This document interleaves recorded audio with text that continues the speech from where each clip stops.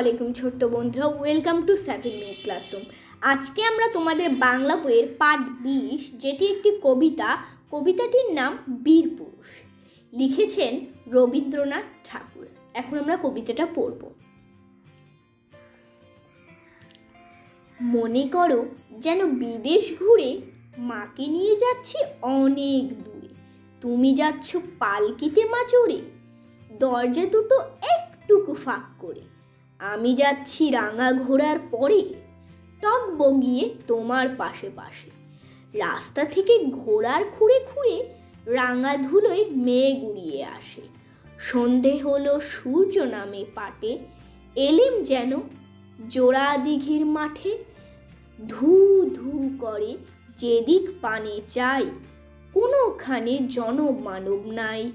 তুমি যেন আপন মনে তাই ভয় পেয়েছ, ভাবছ এলেম কোথা। আমি বলছি ভয় করো না মাগো, ওই দেখা যায় মরা নদীর সোতা।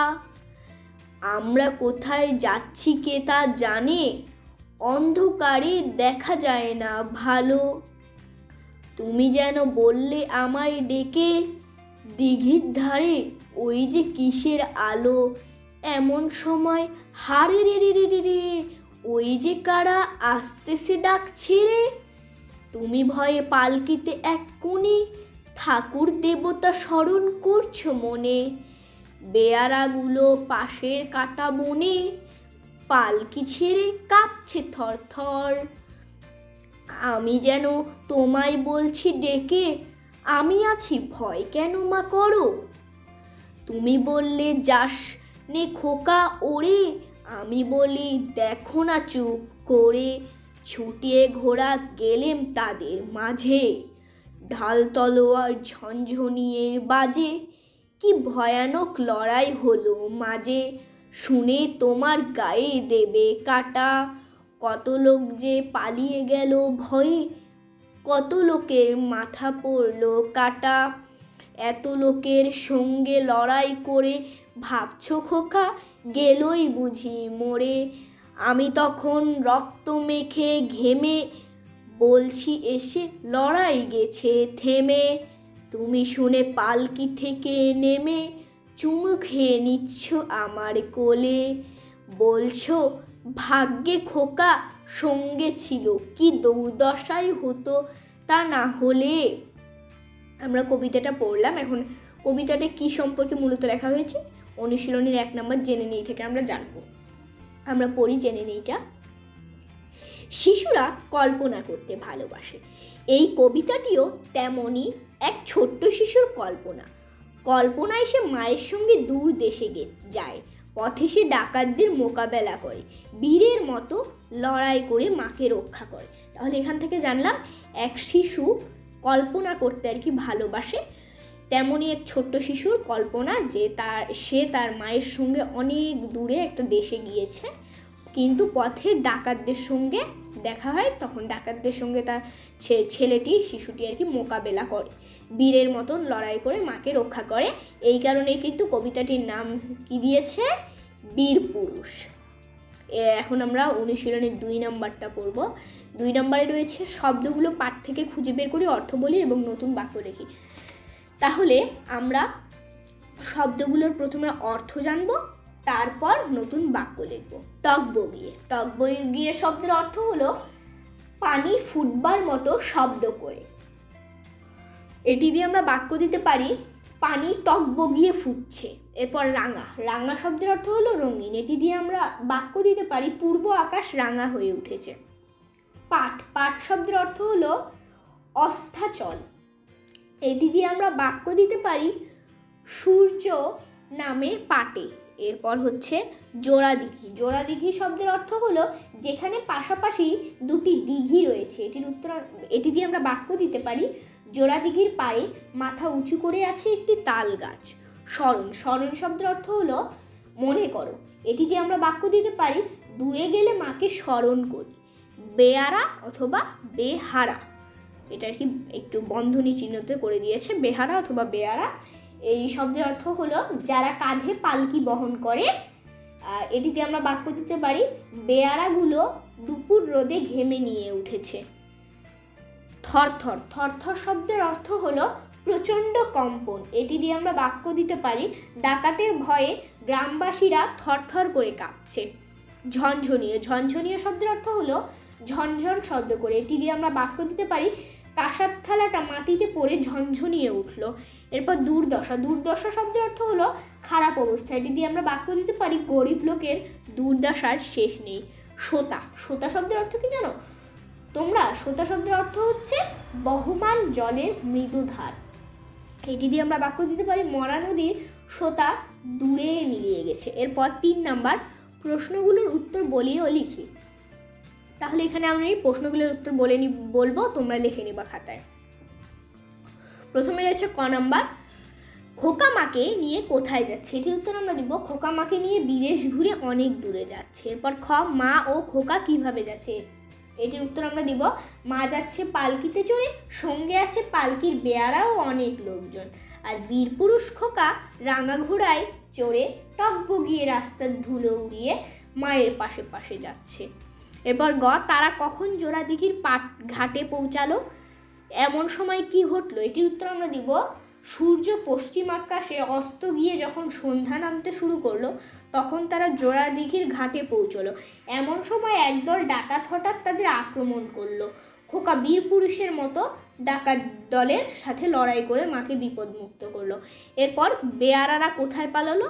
এটির উত্তর আমরা দিব আচমকা ডাকাত দলের আক্রমণে ভয় পেয়ে বেয়ারারা পাশের কাঁটা বনে গিয়ে পালালো। এরপর উম, ভাগ্যে খোকার সঙ্গে ছিল, মা এই কথা বললেন কেন? এটির উত্তর আমরা দিব জোড়াদিঘির ঘাটে ডাকাত দল যখন আচমকা আক্রমণ করে তখন অত্যন্ত সাহসিকতার সাথে লড়াই করে খোকা তার মা ও পালকির বেয়ারাদের বিপদ থেকে উদ্ধার করে। আর পুত্রের এ বীরত্বে খুশি হয়েই মা আলোচ্য উক্তিটি করেছেন, কারণ মায়ের ধারণা খোকার সাথে না থাকলে তাদেরকে ভয়ঙ্কর বিপদের সম্মুখীন হতে হতো। এরপর চ, বীরপুরুষকে সে কাদের হারিয়ে বীরপুরুষ হলো? এটির উত্তর আমরা দিব বিশ্বকবি রবীন্দ্রনাথ ঠাকুরের বীরপুরুষ কবিতায় কল্পনার বীরপুরুষ হলো এক ছোট্ট শিশু। সে বীরত্বের সাথে লড়াই করে ডাকাত দলকে হারিয়ে বীরপুরুষ হলো।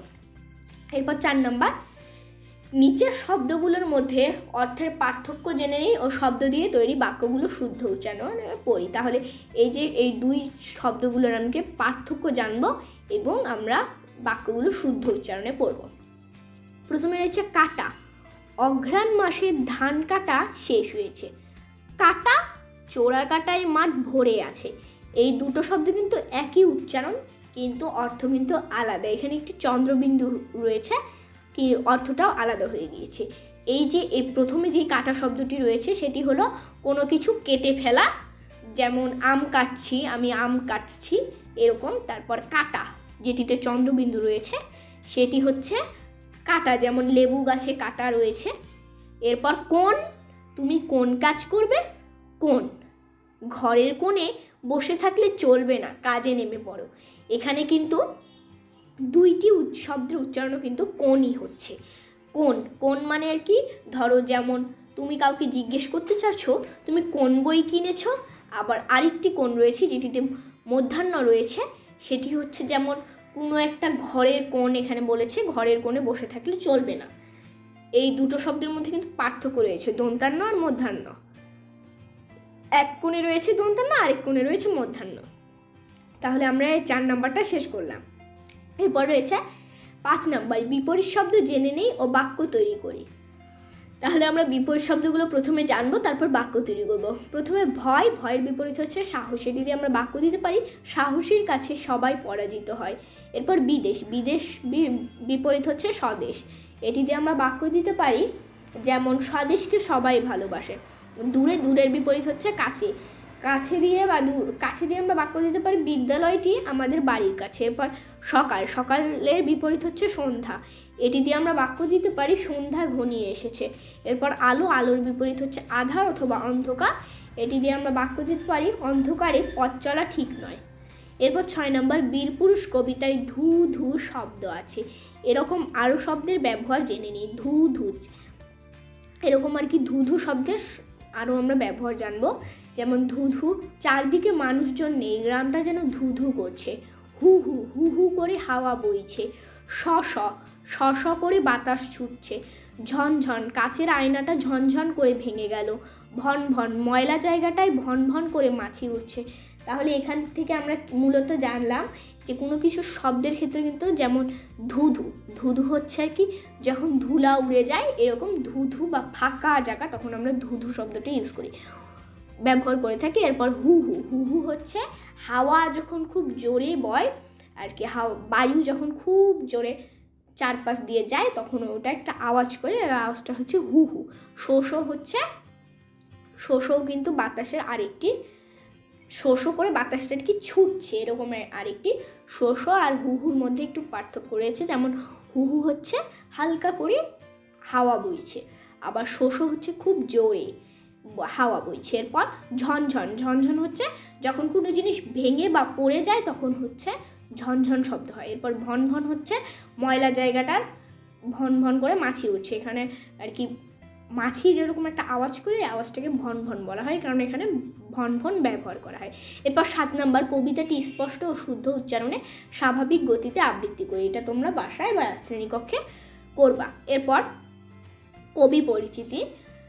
কবি পরিচিতি হলো যিনি কবিতাটি লিখেছেন তার সম্পর্কে আমরা কিছু তথ্য জানবো, তিনি কোথায় জন্মগ্রহণ করেন, তার কিছু কবিতার নাম, কাব্যগ্রন্থের নাম, তারপর তার পুরস্কার সমূহের নাম, তিনি কবে মৃত্যুবরণ করেন ইত্যাদি। এই কবিতাটি কে লিখেছেন? এই কবিতাটি লিখেছেন বিশ্বকবি রবীন্দ্রনাথ ঠাকুর। ইনি হচ্ছেন বিশ্বকবি রবীন্দ্রনাথ ঠাকুর। এখানে একটি ছবি দেওয়া রয়েছে, তার আমরা পড়ি না সম্পর্কে কি লেখা রয়েছে। 1861 খ্রিস্টাব্দের 7ই মে বিশ্বকবি রবীন্দ্রনাথ ঠাকুর কলকাতার জোড়াসাঁকোর ঠাকুর বাড়িতে জন্মগ্রহণ করেন। তিনি শুধু কবি নন, কথা সাহিত্যিক, নাট্যকার, দার্শনিক, গীতিকার, সুরস্রষ্টা, চিত্রশিল্পী, সমাজসেবী ও শিক্ষাবিদ। তার রচনা ভাণ্ডার বিশাল। তিনি কবিতা, গল্প, উপন্যাস, প্রবন্ধ, নাটক রচনা করেছেন। এছাড়াও তিনি বহু চিঠিপত্র লিখেছেন। বীরপুরুষ কবিতাটি শিশু কাব্যগ্রন্থের অন্তর্গত। 1913 খ্রিস্টাব্দে রবীন্দ্রনাথ ঠাকুর সাহিত্যে নোবেল পুরস্কার লাভ করেন। 1941 খ্রিস্টাব্দে 7ই আগস্ট তিনি মৃত্যুবরণ করেন। তাহলে এখান থেকে আমরা মূলত জানলাম 1861 খ্রিস্টাব্দের 7ই মে বিশ্বকবি রবীন্দ্রনাথ ঠাকুর কলকাতার জোড়াসাঁকোর ঠাকুর বাড়িতে জন্মগ্রহণ করেন। তিনি কিন্তু শুধু কবি ছিলেন না, তিনি কথা সাহিত্যিক, নাট্যকার, দার্শনিক, গীতিকার, সুরস্রষ্টা, চিত্রশিল্পী, সমাজসেবী ও শিক্ষাবিদ।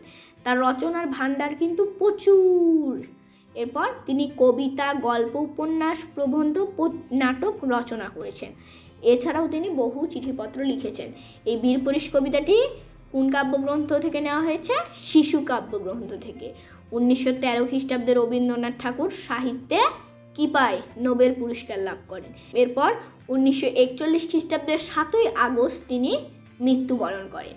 তাহলে আমাদের এই কবি পরিচিতিও শেষ, অনুশীলনীও শেষ। আজকে এতটুকুই, দেখা হবে নতুন কোনো ভিডিওতে। আল্লাহ হাফেজ।